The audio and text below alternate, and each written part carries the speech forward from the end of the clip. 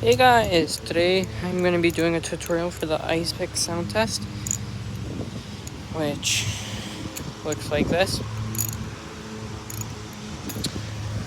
Actually, it does not look like that because I dropped it.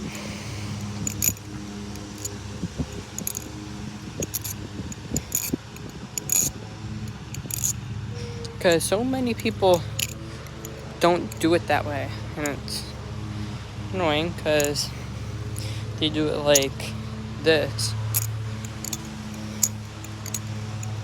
And you just cannot hear the knife. So there's no point in doing it. So what you want to do, get in the Icepick grip, like this, drop the knife, pull it back up, but let go of the handles and let it fall down, and then just catch it.